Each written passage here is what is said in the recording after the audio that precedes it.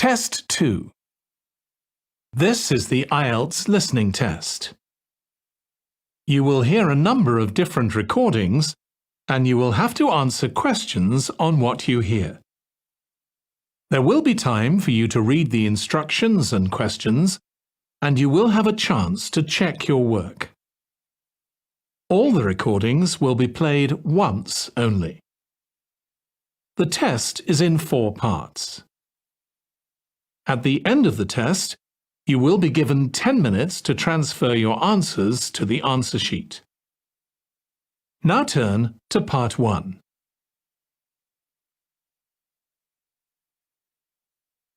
Part 1. You will hear a woman calling a tourist information office to ask about a festival. First, you have some time to look at questions 1 to 4.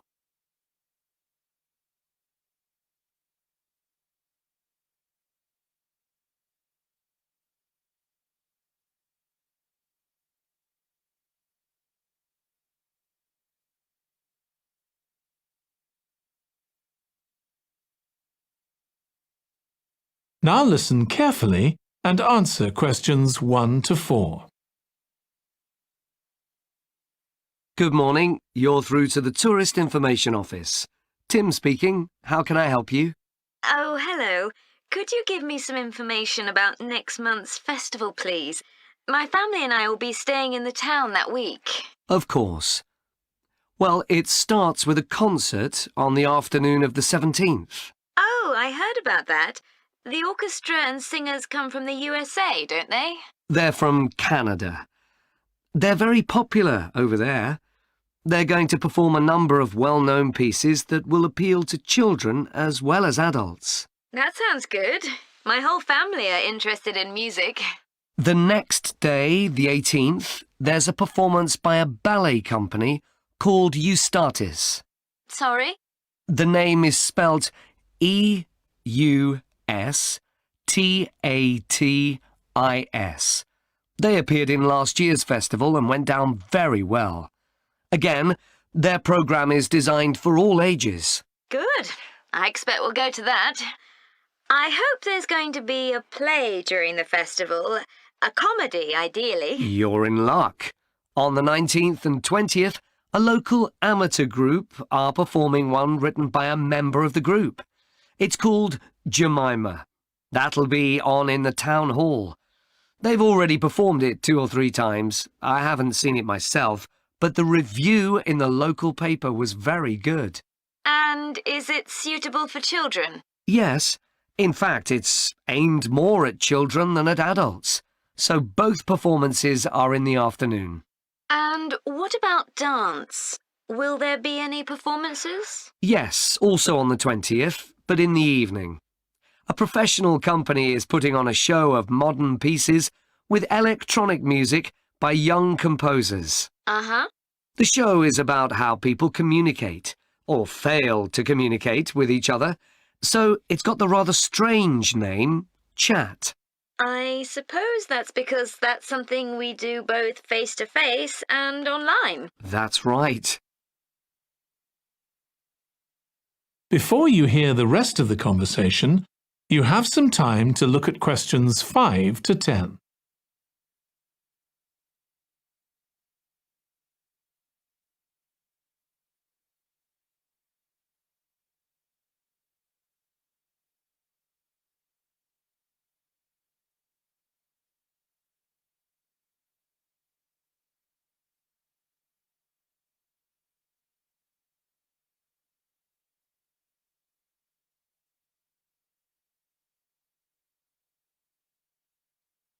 Now listen and answer questions 5 to 10. Now, there are also some workshops and other activities. They'll all take place at least once every day, so everyone who wants to take part will have a chance. Good. We're particularly interested in cookery. You don't happen to have a cookery workshop, do you? We certainly do. It's going to focus on how to make food part of a healthy lifestyle. And it'll show that even sweet things like cakes can contain much less sugar than they usually do. might be worth going to. We're trying to encourage our children to cook. Another workshop is just for children, and that's on creating posters to reflect the history of the town. The aim is to make children aware of how both the town and people's lives have changed over the centuries. The results will be exhibited in the community centre. Then, the other workshop is in toy making, and that's for adults only. Oh, why's that? Because it involves carpentry.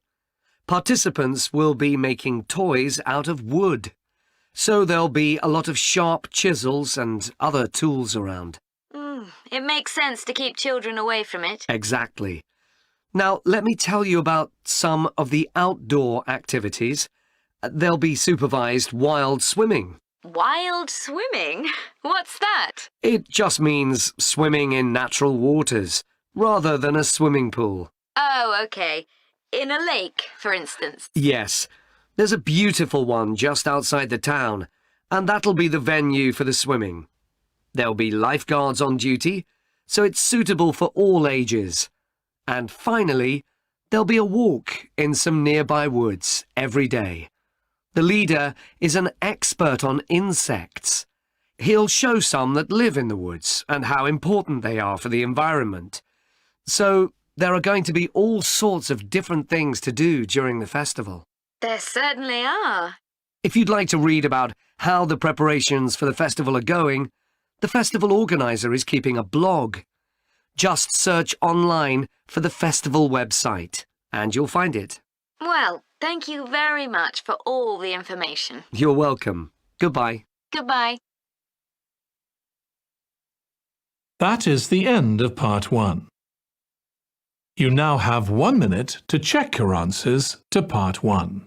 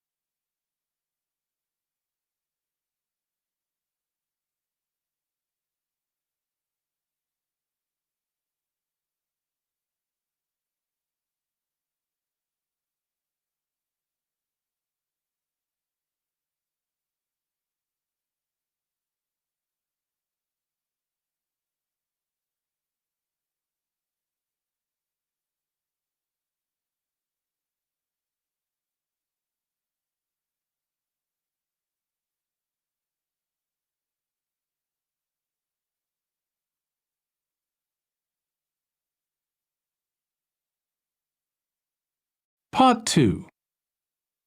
You will hear part of a talk to a gardening club about a local park. First, you have some time to look at questions 11 to 14.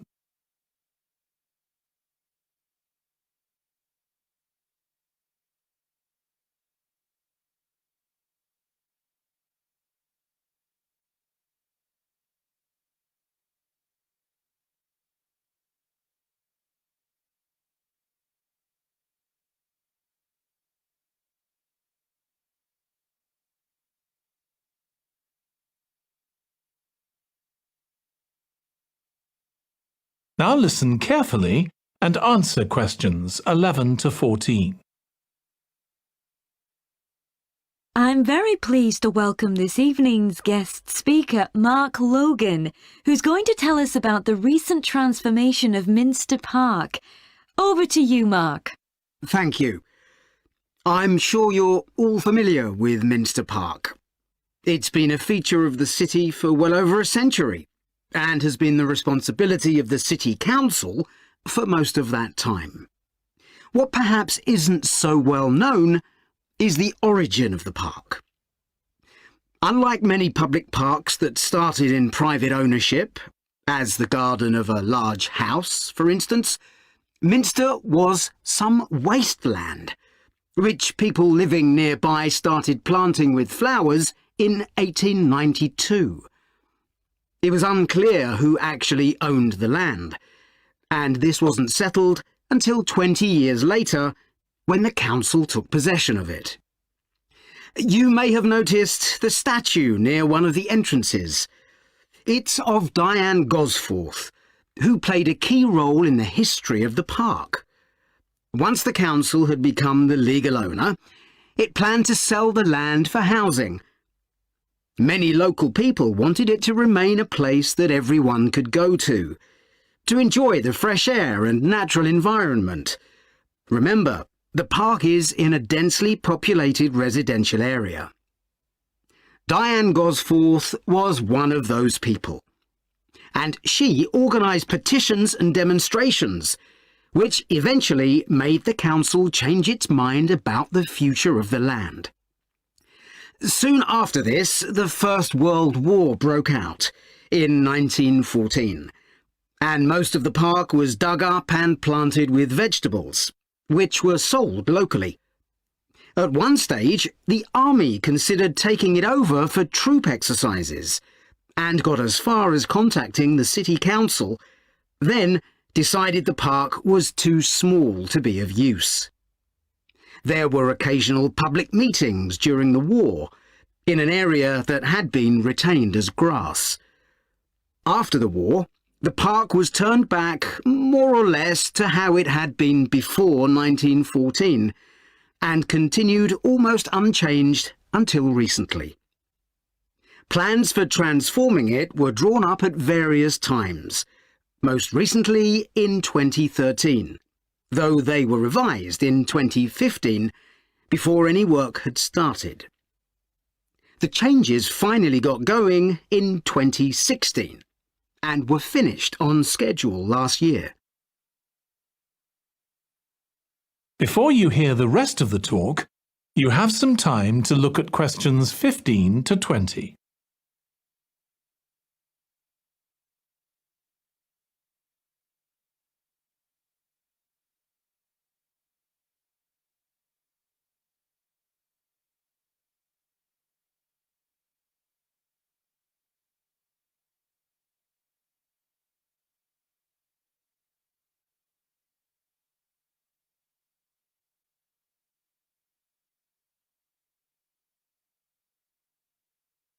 Now listen and answer questions 15 to 20. OK, let me tell you about some of the changes that have been made and some things that have been retained. If you look at this map, you'll see the familiar outline of the park, with the river forming the northern boundary, and a gate in each of the other three walls. The statue of Diane Gosforth has been moved. It used to be close to the south gate, but it's now immediately to the north of the lily pond, almost in the centre of the park, which makes it much more visible. There's a new area of wooden sculptures, which are on the riverbank, where the path from the east gate makes a sharp bend. There are two areas that are particularly intended for children. The playground has been enlarged and improved, and that's between the river and the path that leads from the pond to the river. Then there's a new maze, a circular series of paths separated by low hedges. That's near the west gate. You go north from there towards the river and then turn left to reach it. There have been tennis courts in the park for many years, and they've been doubled, from 4 to 8. They're still in the southwest corner of the park, where there's a right-angle bend in the path. Something else I'd like to mention is the new fitness area. This is right next to the lily pond on the same side as the west gate. Now, as you're all gardeners, I'm sure you'll like to hear about the plants that have been chosen for the park. That is the end of part 2. You now have 30 seconds to check your answers to part 2.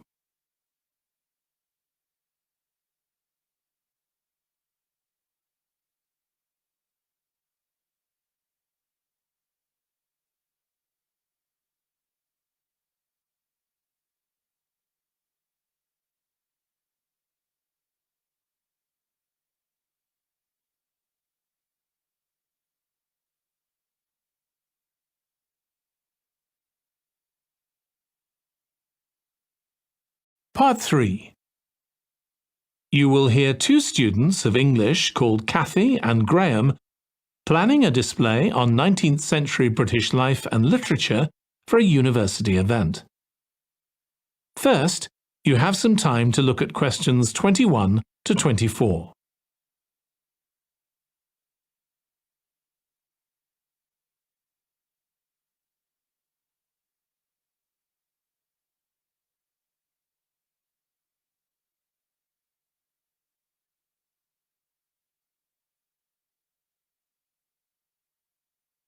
Now listen carefully and answer questions 21 to 24.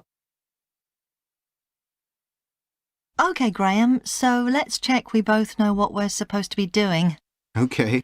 So, for the university's open day, we have to plan a display on British life and literature in the mid-19th century. That's right.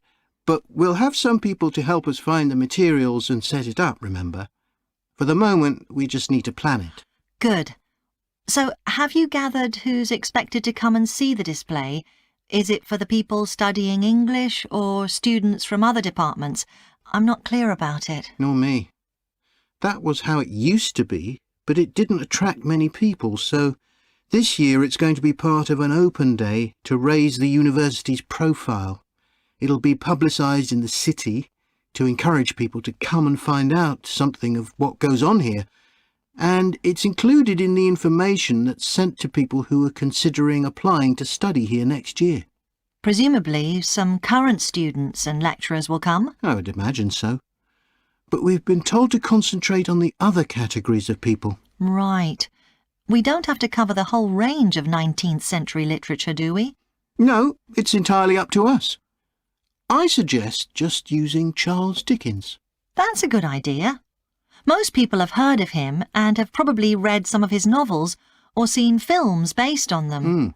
So that's a good lead-in to life in his time. Exactly. And his novels show the awful conditions that most people had to live in, don't they? He wanted to shock people into doing something about it. Did he do any campaigning other than writing? Yes, he campaigned for education and other social reforms and gave talks. But I'm inclined to ignore that and focus on the novels. Yes, I agree. Before you hear the rest of the discussion, you have some time to look at questions 25 to 30.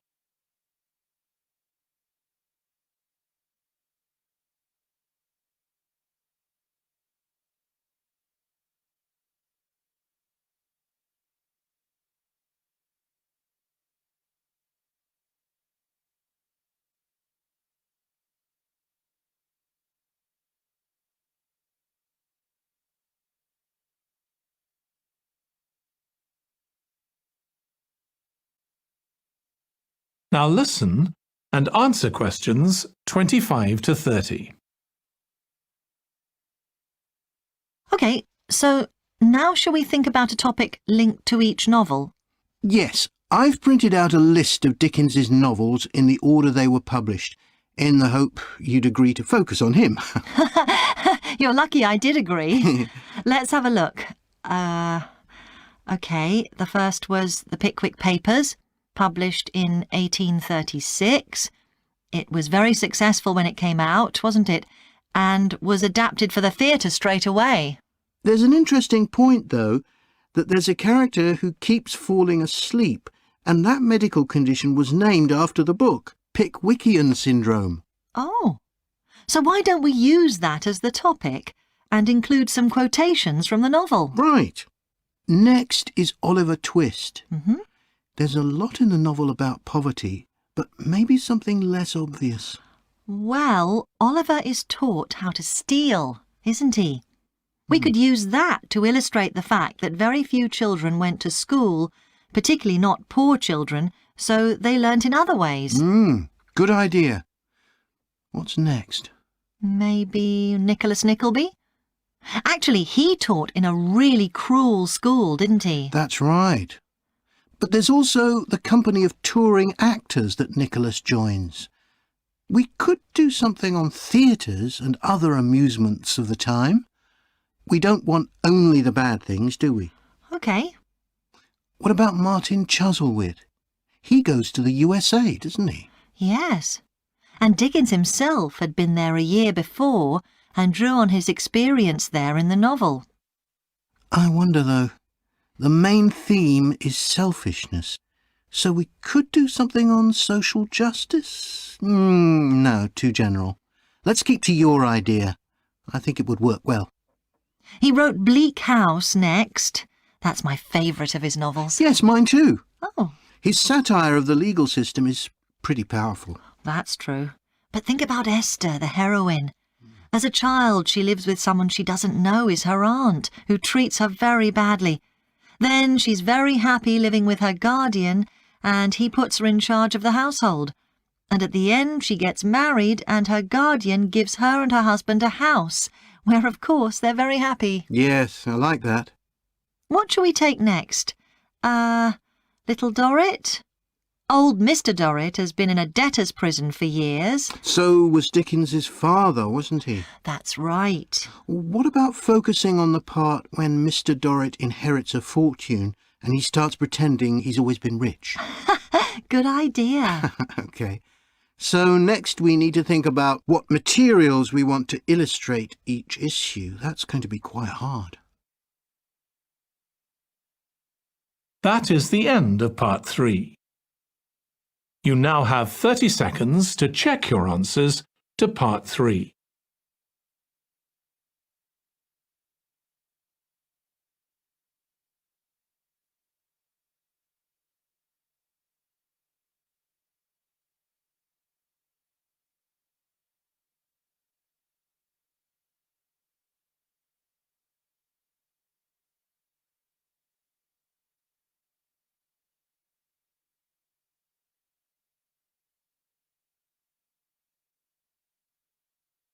Part 4. You will hear part of a presentation about an agricultural program in the country of Mozambique. First, you have some time to look at questions 31 to 40.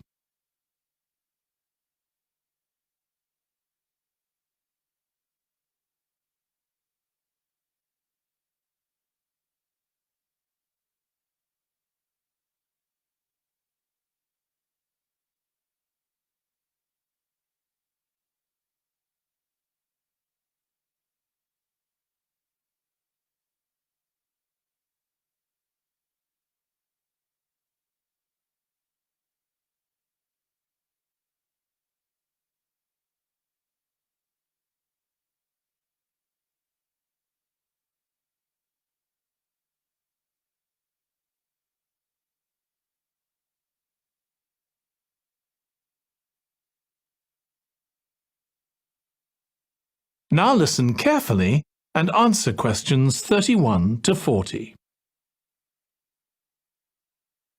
I'm going to report on a case study of a program which has been set up to help rural populations in Mozambique, a largely agricultural country in Southeast Africa. The program worked with 3 communities in Chikwalakwala district near the Limpopo River. This is a dry and arid region with unpredictable rainfall.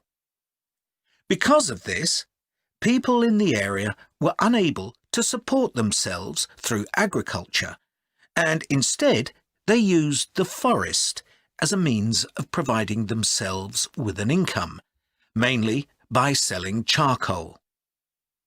However, this was not a sustainable way of living in the long term, as they were rapidly using up this resource. To support agriculture in this dry region, the program focused primarily on making use of existing water resources from the Limpopo River by setting up systems of irrigation, which would provide a dependable water supply for crops and animals. The program worked closely with the district government in order to find the best way of implementing this.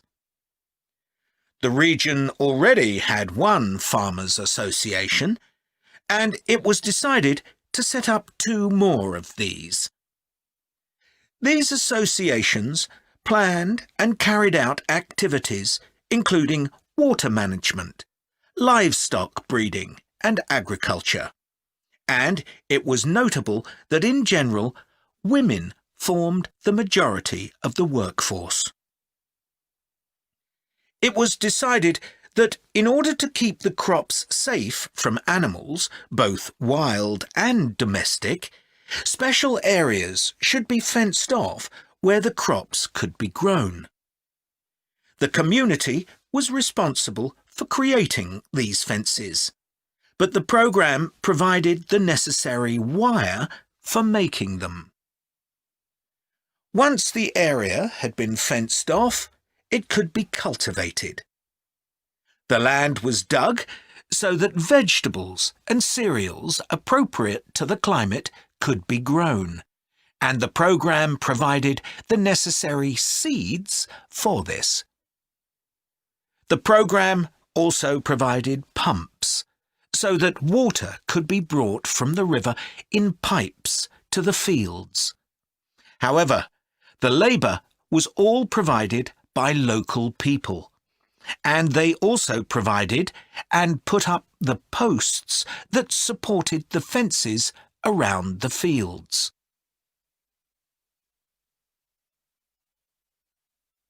Once the programme had been set up, its development was monitored carefully. The farmers were able to grow enough produce not just for their own needs, but also to sell. However, getting the produce to places where it could be marketed was sometimes a problem, as the farmers did not have access to transport, and this resulted in large amounts of produce, especially vegetables, being spoiled. This problem was discussed with the farmers' associations, and it was decided that in order to prevent food from being spoiled, the farmers needed to learn techniques for its preservation. There was also an additional initiative that had not been originally planned, but which became a central feature of the programme. This was when farmers started to dig holes for tanks in the fenced-off areas and to fill these with water and use them for breeding fish, an important source of protein. After a time, another suggestion was made by local people which hadn't been part of the programme's original proposal, but which was also adopted later on. They decided to try setting up colonies of bees, which would provide honey both for their own consumption and to sell. So, what lessons can be learned from this programme? First of all, it tells us that in dry, arid regions, if there is access to a reliable source of water, there is great potential for the development of agriculture. In Chiqualaquala, there was a marked improvement in agricultural production, which improved food security and benefited local people by providing them with both food and income. However, it's important to set realistic timelines for each phase of the programme, especially for its design, as mistakes made at this stage may be hard to correct later on. The programme demonstrates that sustainable development is possible in areas where there is. That is the end of Part 4. You now have 1 minute to check your answers to Part 4.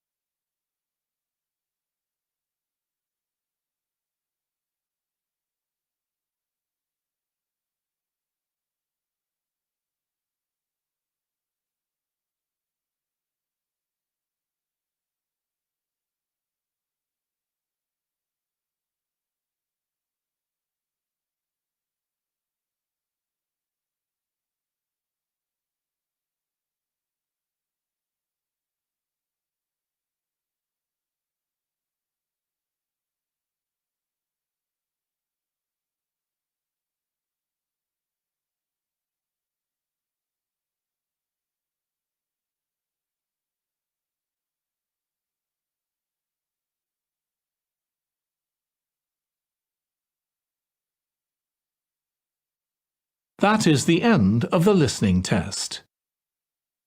In the IELTS test, you would now have 10 minutes to transfer your answers to the answer sheet.